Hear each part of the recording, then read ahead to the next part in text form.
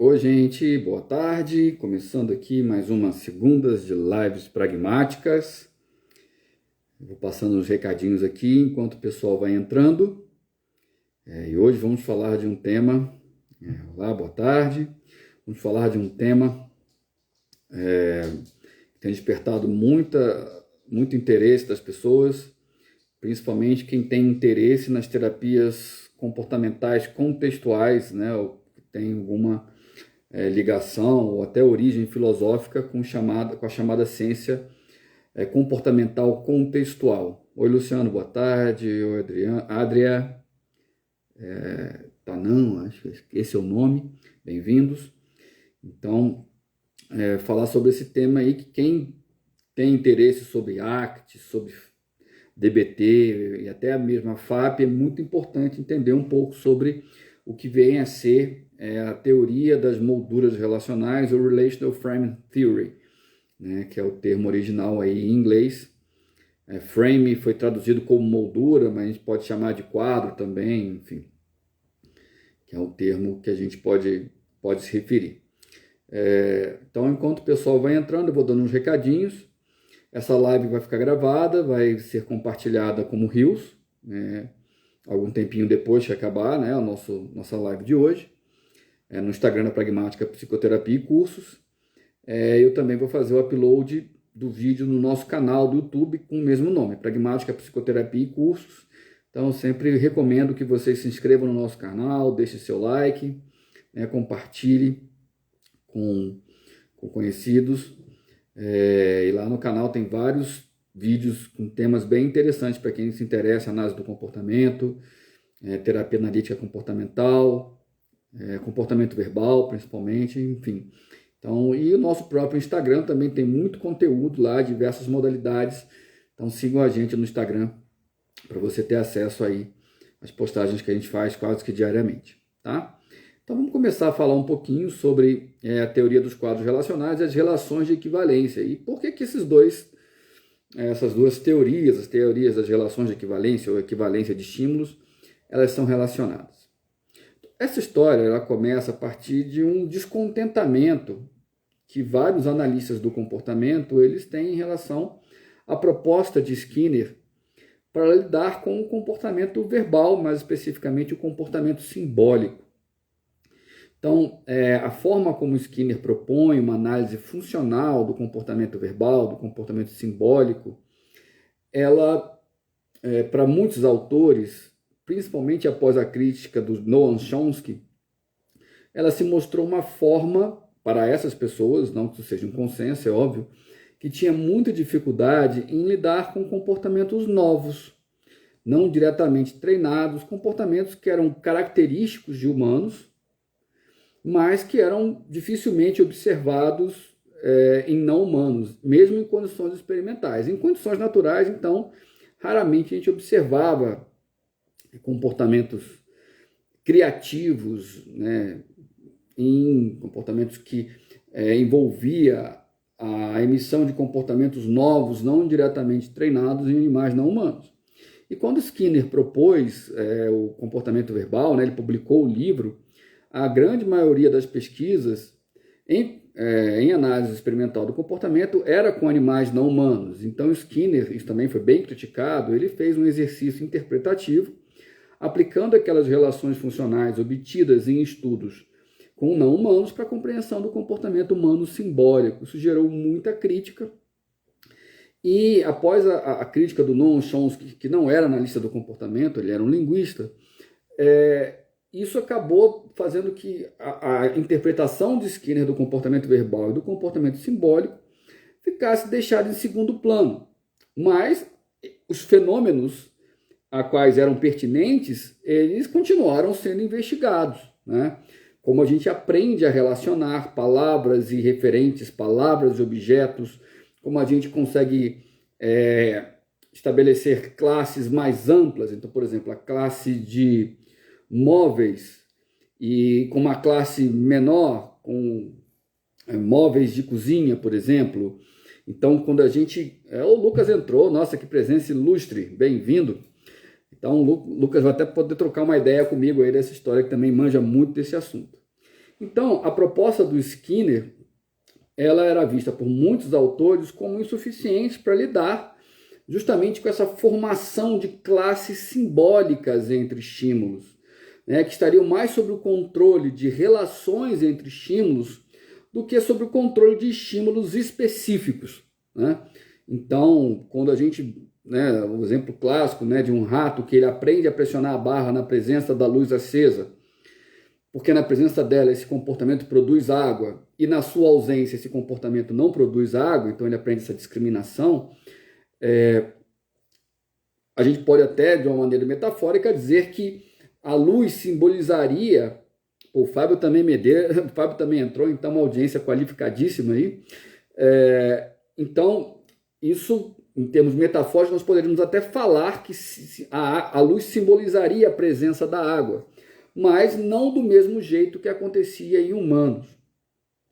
E aí vieram os estudos do Seidman, no início da década de 70, em que ele conseguiu, ao treinar um conjunto restrito de relações entre palavras e objetos, e palavras faladas e palavras escritas, ele conseguiu observar que indivíduos com retardo severo, é o termo que se usava na época, hoje em dia a gente não usa mais esse termo, mas com desenvolvimento atípico, com comprometimento muito severo, ele observou a emergência de comportamentos não diretamente treinados, vários deles, né? Então, Seidman começou a conduzir todo um projeto de pesquisa que ele acreditava estar ensinando. Oi, Fernando, bem-vindo. Ensinando a ler e a escrever com funcionalidade, né?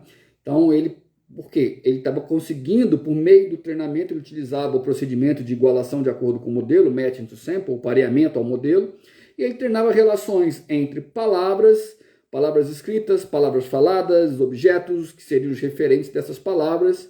E aí, no início da década de 80, no artigo clássico de 1982, com Tailby,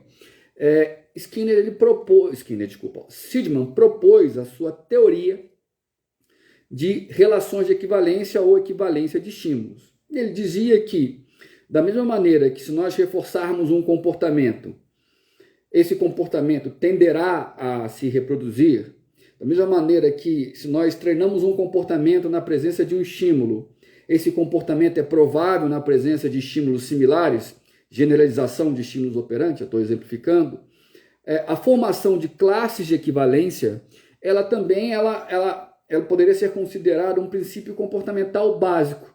Então, a nossa tendência seria agrupar em classes estímulos que possuíam alguma função em comum.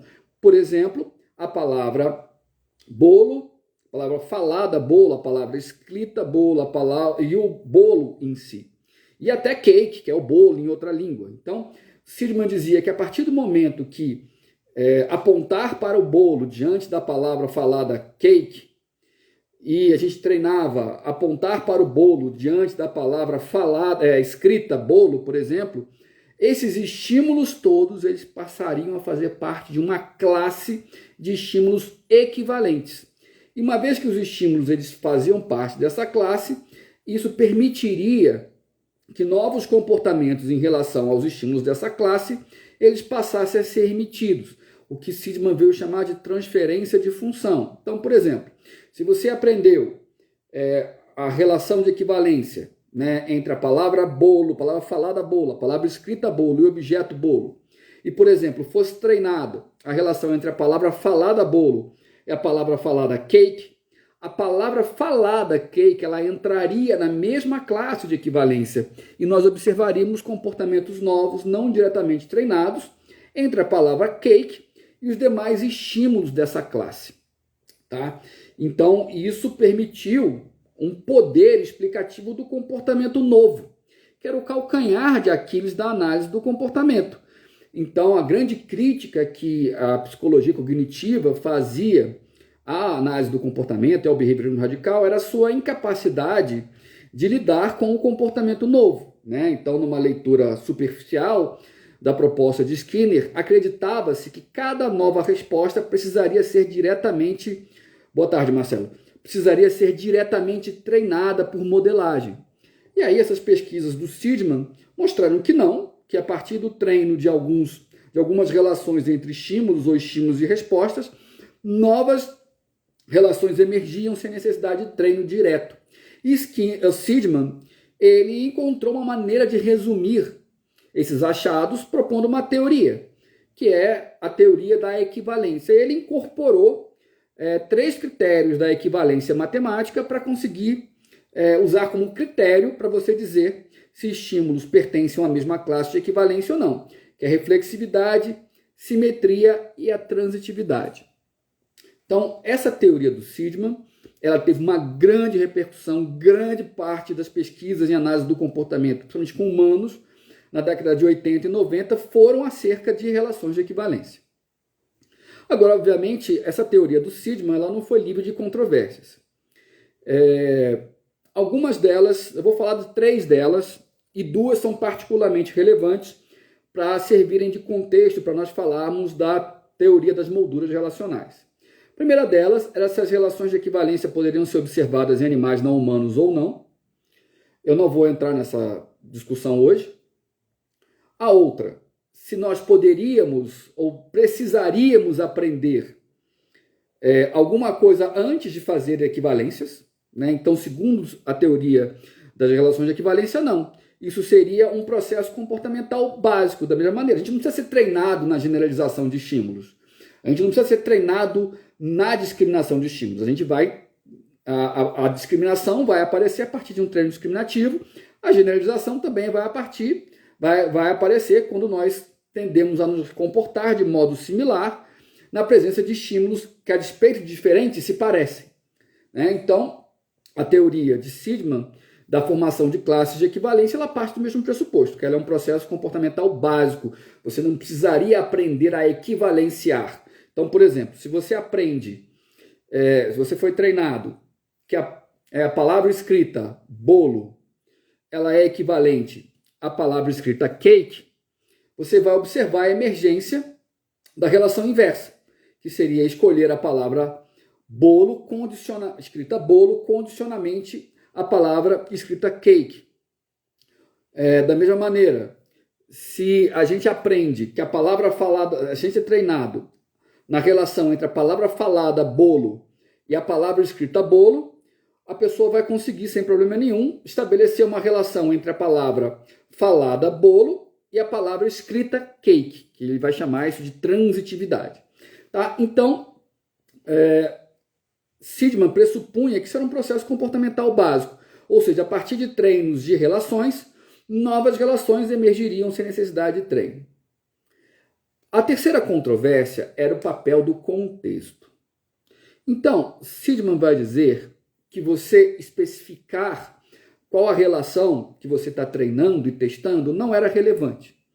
A princípio, emergiria a relação de equivalência, tá? Na realidade, o contexto ele simplesmente impediria que a gente emitisse comportamentos que seriam inadequados a alguns dos membros da classe. Por exemplo, eu não vou tentar comer a palavra pão. Então, ou seja, certas particularidades das classes, elas seriam circunscritas pelo contexto, pelas pistas contextuais. Então, guardem esse conceito aí, pistas contextuais.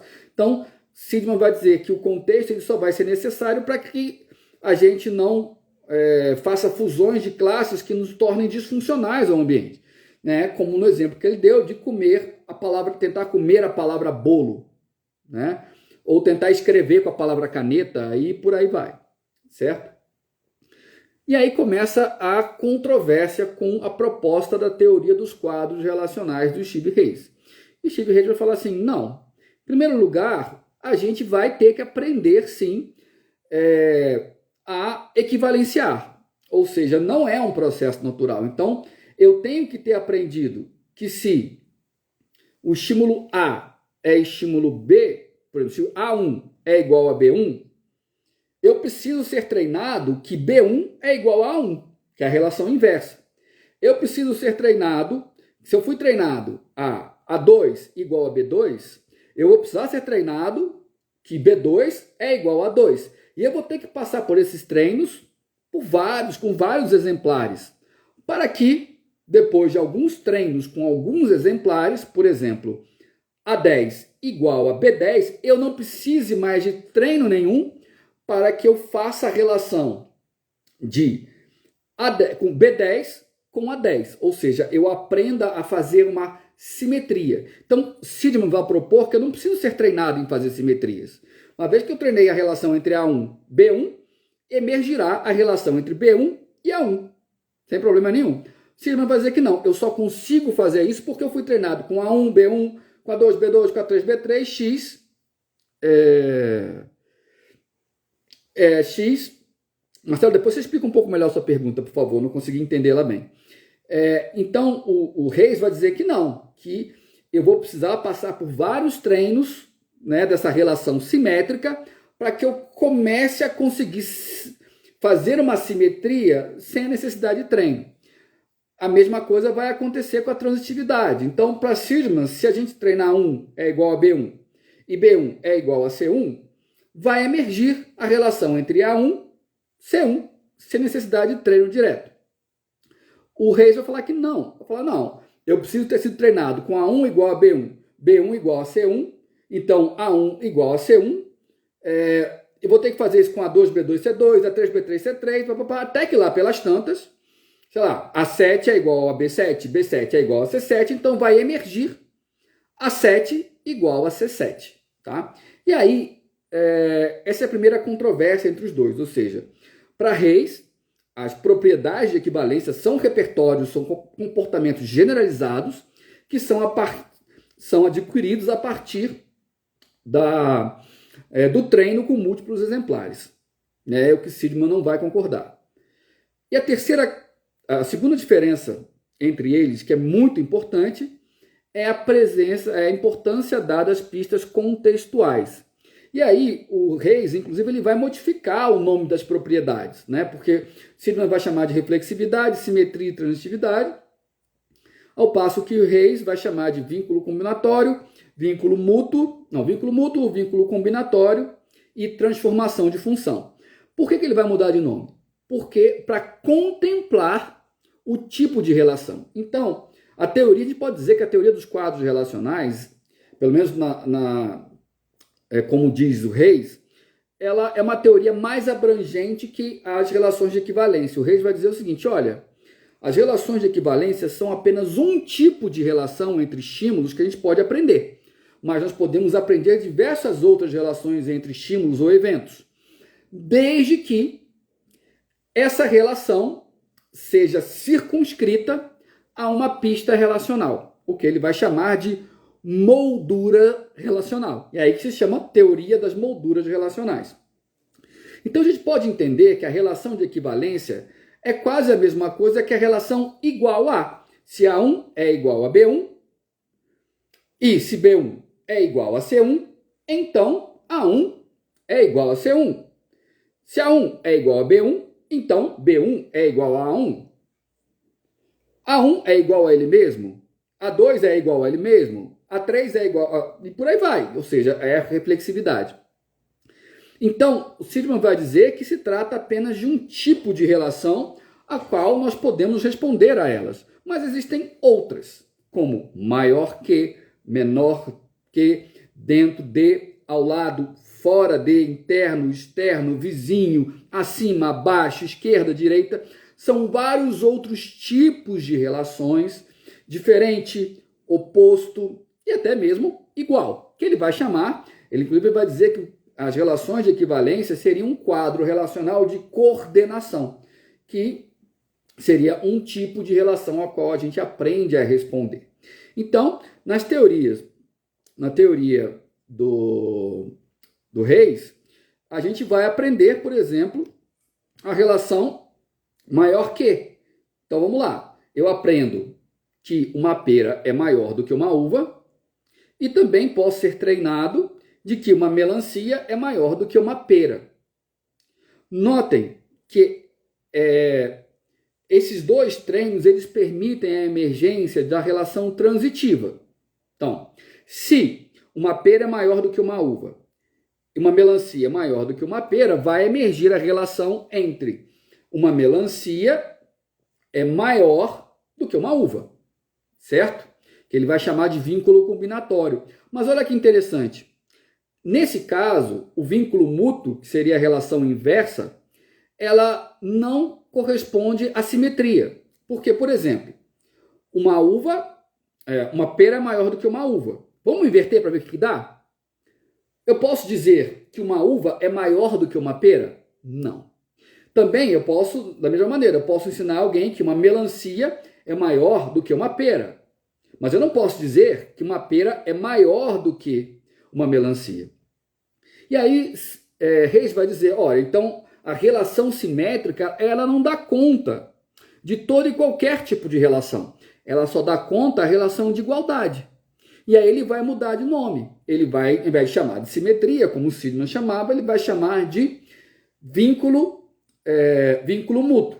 Ou seja, que eu vou reverter essa relação, vai implicar aplicar outra pista contextual. A pista contextual até então era maior que uma pera é maior do que uma uva.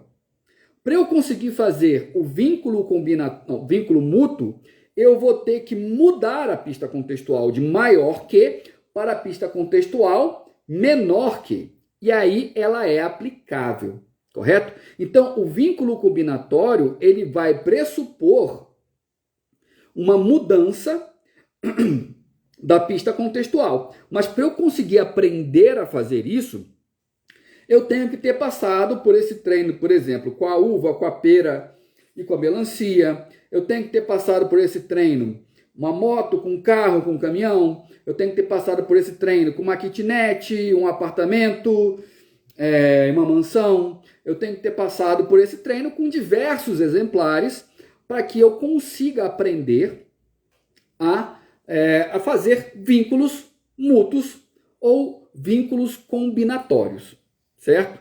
E aí para poder trabalhar com os diferentes tipos de relação, se é a relação de oposição, se é a relação de diferente, se é a relação de igualdade, se é a relação de vizinho, de, em cima, dentro, fora.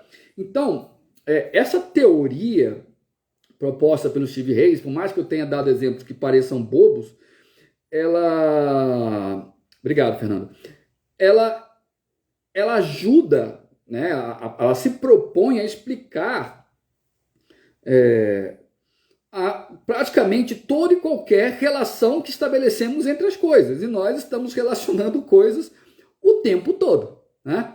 Por isso que o Reis ele dá tanta importância às pistas contextuais, né? Porque são elas que vão delimitar a que tipo de relação nós vamos responder.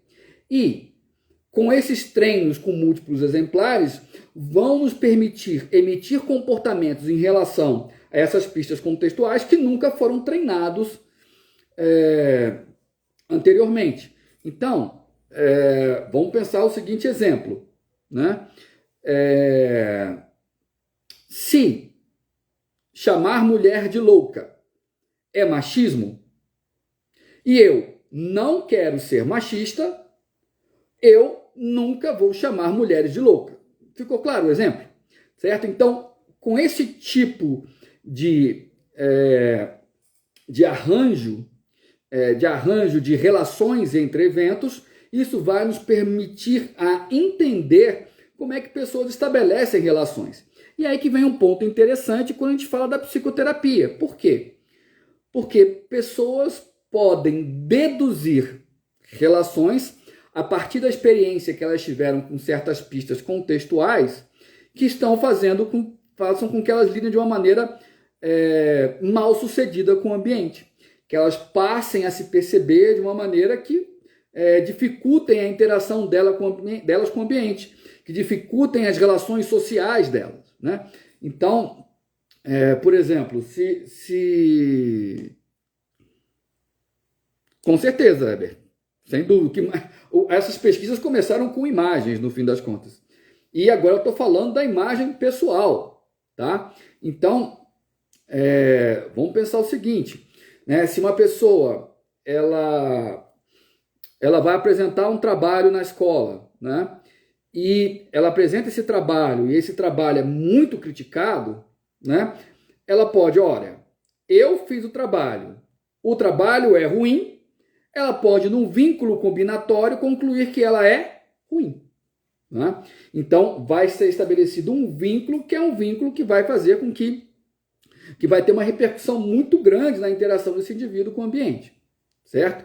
Então, a ideia, né, que passa por trás, principalmente da ACT, é justamente modificar essas relações derivadas que estão atrapalhando a pessoa a se relacionar com o ambiente, né, que estão produzindo interações com o ambiente mal sucedidas. Né? Então, principalmente na ACT, parte do pressuposto que parte do sofrimento que as pessoas têm justamente decorrem delas estabelecerem relações e derivarem relações entre si e o mundo que levam a uma interação mal sucedida com o ambiente. Então, vamos pensar comigo, ora, se eu apresentei um trabalho, esse meu trabalho foi ruim e eu concluo que eu sou ruim a partir disso, uma forma de eu evitar de me sentir assim é o quê? Parar de apresentar trabalhos. E aí passarão a ser emitidas respostas de esquiva de situações de apresentar trabalho. E aí o que é interessante, oh, meu Deus do céu, o Reis vai chamar isso de esquiva experiencial. Por quê? Isso vai impedir com que ele se exponha novamente à situação. Otávio, eu vou colocar nos comentários do Rios depois, ou na descrição dos Rios. Não, melhor, eu vou colocar na descrição do nosso vídeo do YouTube alguns textos que vocês podem ler sobre isso, tá? Realmente é uma teoria complexa e eu recomendo que vocês entendam primeiro de relações de equivalência para depois entenderem da RFT. Então as pessoas geralmente fazem o contrário, né? Elas tentam aprender sobre ACT primeiro, sobre DBT primeiro, sobre FAP primeiro e depois vão tentar entender ciências comportamentais contextuais para aí sim tentar estudar RFT. E na realidade o caminho deveria ser o inverso. Né? Para mim faria muito mais sentido você entender sobre a RFT, né? A teoria das molduras relacionais, antes de partir para essa parte aplicada toda. Tá? Enfim, então, voltando ao meu exemplo, essa pessoa, para evitar apresentar trabalhos que corram o risco de serem rotulados como ruins e deduzirem que elas em si são ruins, elas simplesmente se esquivam de apresentar trabalhos. Só que, ao mesmo tempo, ao não apresentar mais trabalhos, isso impede que a extinção respondente aconteça, impede até que a extinção operante aconteça, ou seja, ela não vai saber, ela não vai conseguir apresentar um trabalho que seja bom e refute essa classe que ela estabeleceu entre si mesma e o trabalho. Tenta pensar também nas relações amorosas, como é que isso acontece, né? Então, sei lá, aquele adolescente que, sei lá, demorou um pouco mais de tempo para se desenvolver com seus coleguinhas e ficou baixinho por um pouquinho mais de tempo,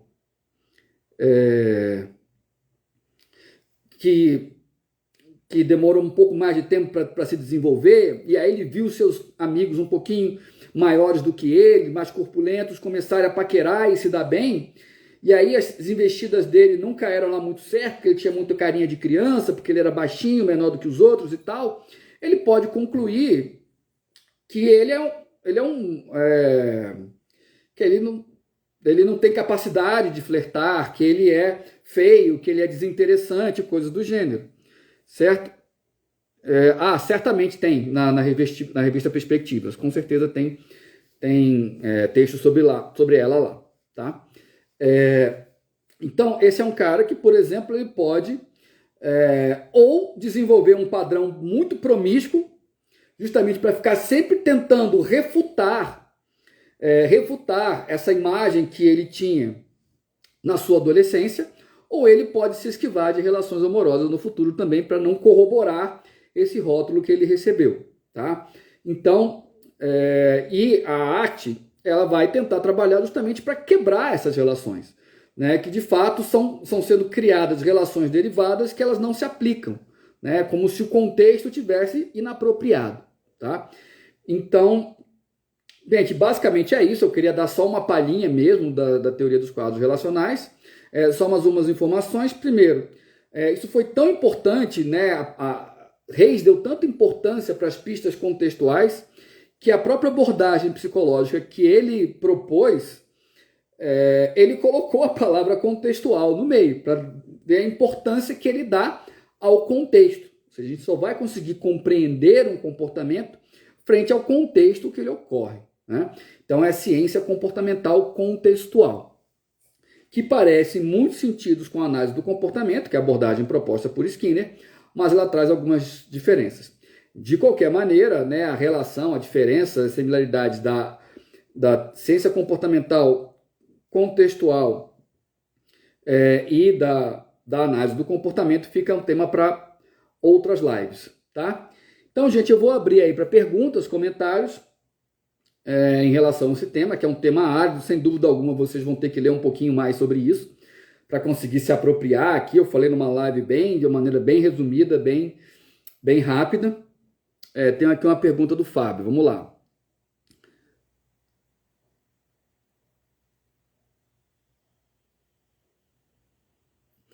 Sim, Fábio, então vou ler em voz alta a pergunta do Fábio. Poderíamos compreender as pistas contextuais como critérios para a liberação do reforço frente a uma relação? E que nem sempre esse critério será de igualdade? Nos experimentos, Fábio, sim, com certeza, né? No dia a dia, não necessariamente, mas nos experimentos, sim. Eram as chamadas as contingências de 5 termos, olha, vejam só, né? Então, se você pegar um matching to sample, nós temos contingências de 4 termos, né? Então, diante de um estímulo condicional, alguns estímulos serão discriminativos, alguns estímulos serão delta. Por exemplo, diante da palavra bola, sei lá, pode ser a palavra bola, e aparece a figura de uma bola, a figura de um cachorro, a figura da bola seria um estímulo discriminativo e a figura do cachorro seria um estímulo delta. E quem determinaria qual seria o estímulo discriminativo, qual seria o estímulo delta, seria o estímulo condicional, que é o 4º termo da contingência, que seria a palavra falada bola, certo? Mas isso só valeria diante de um 5º estímulo, que é o estímulo contextual. E ele vai entrar como um dos critérios para a liberação do reforçador. Então, por exemplo, diante de uma outra pista contextual, por exemplo, não correspondente, poderia ser essa pista contextual, isso inverteria a relação de contingência. Tá? Então, respondendo de uma maneira sintética a sua pergunta, sim, né? As pistas contextuais, da mesma maneira que as pistas, os estímulos condicionais, os SDs e os S-deltas, fazem parte de todo o arranjo experimental de contingências programadas para a liberação ou não de reforçadores. Espero ter respondido a sua pergunta. Enquanto outras pessoas vão colocando perguntas aí, então só divulgando, esse vídeo ele vai ficar salvo no nosso no Reels do Instagram da Pragmática Psicoterapia e Cursos, e eu também vou fazer o upload dele no nosso canal do YouTube. Lembre-se de se inscrever no nosso canal para vocês ativar notificações, para vocês terem acesso e serem notificados quando novos vídeos forem apresentados, tá? Hoje ainda também eu vou postar o vídeo da semana passada, que foi da análise dos sonhos, certo? Bem, acho que ninguém mais colocou dúvidas. Em breve eu vou fazer uma nova live, quem sabe até com um convidado, falando um pouquinho das ciências comportamentais contextuais e da relação dela com a análise do comportamento, certo? Eu acho que esse é um universo que as pessoas, principalmente quem se interessa nas terapias de terceira geração, tem que se embrenhar para conseguir entendê-las a contento. Então, uma coisa que acontece muito, a pessoa vê determinado procedimento de uma terapia contextual e ele acha interessante, aplica, mas ele não sabe o que está por trás daquilo, né? Então, para você ter um pouquinho mais de autonomia em relação ao que você está fazendo, pelo menos, é muito importante você saber as teorias que subjazem aqueles princípios que você está ali aplicando no contexto terapêutico, certo? Então é isso aí, moçada. Foi um prazer passar esse pedacinho de tarde com vocês. Um grande abraço, até a próxima e que a força esteja com vocês.